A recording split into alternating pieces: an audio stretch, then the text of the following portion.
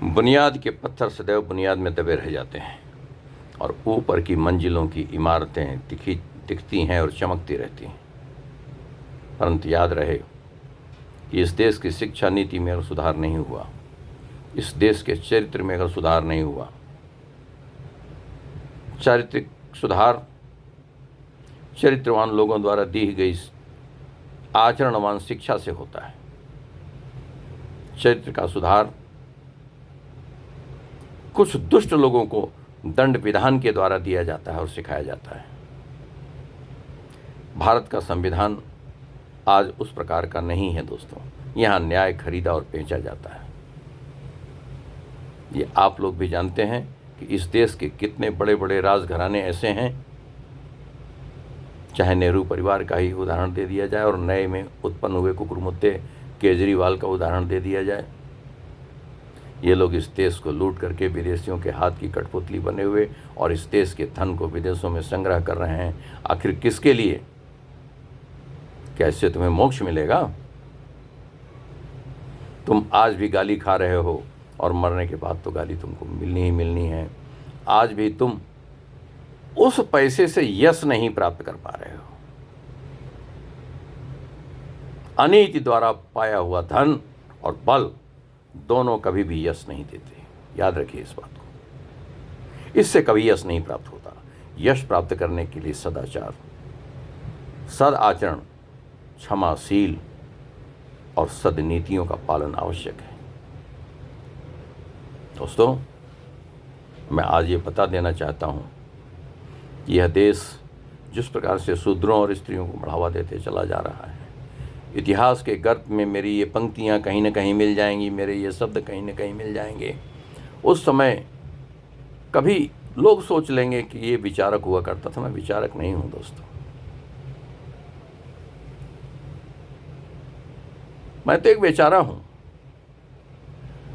अपनी बात को व्यक्त कर दे रहा हूँ। शायद समय के चक्र में चलते चलते कभी यह पंक्तियाँ ऊपर आ जाएं, ये शब्द कहीं दिखाई पड़ने लगें, तो शायद भविष्य में इसका कभी चर्चा हो जाएगी। यह राष्ट्र भारत विलुप्त होकर रहेगा, विनष्ट होकर रहेगा। ये मेरे हृदय की कामना नहीं है, पीड़ा है। इस पीड़ा को मैं और कैसे व्यक्त करूं? मैं चाहता हूं कि ये भारत सदैव सदैव नमस्ते सदा वत्सले मातृभूमि, हमारी यह भारत अखंड भूमि सदैव से सदैव, जिस पर हमारे ऋषियों तपस्वियों ने अपने तपो बल का यहाँ पर अर्क निचोड़ा है, अपने जीवन के उन महान दिनों में अर्जित किए हुए अपने संपूर्ण ज्ञान गंगा को इस देश को सींचने में, इस देश की जनता के मन मस्तिष्क को सींचने में और आनंदित करने में अपना संपूर्ण ज्ञान खर्च किया है। वह देश सदैव अमर रहे, मेरी यह अभिलाषा है। शायद उम्मीद है अमर भी रहेगा, क्योंकि उन तपस्वियों का बलिदान यूँ ही नहीं चला जाएगा मेरे दोस्तों। परंतु आचार्य चाणक्य कोई छोटी चीज़ नहीं थे। वृथा न हो ही देव ऋषि वाणी, देवताओं और ऋषियों की वाणी व्यर्थ नहीं होती है। और मैं भी एक ब्राह्मण कुल का सदस्य हूँ और आज भारत की राजनीति में स्त्री और शूद्र को बढ़ावा मिल रहा है। निश्चित ही भारत अपने विनाश की तरफ कदम रख चुका है। इतनी ही बात पर अपनी वाणी को विराम। दोस्तों, आप सबको नमस्कार। भारत हमारा यह देश सदैव चिर अमर रहे, सदैव तक चलता रहे।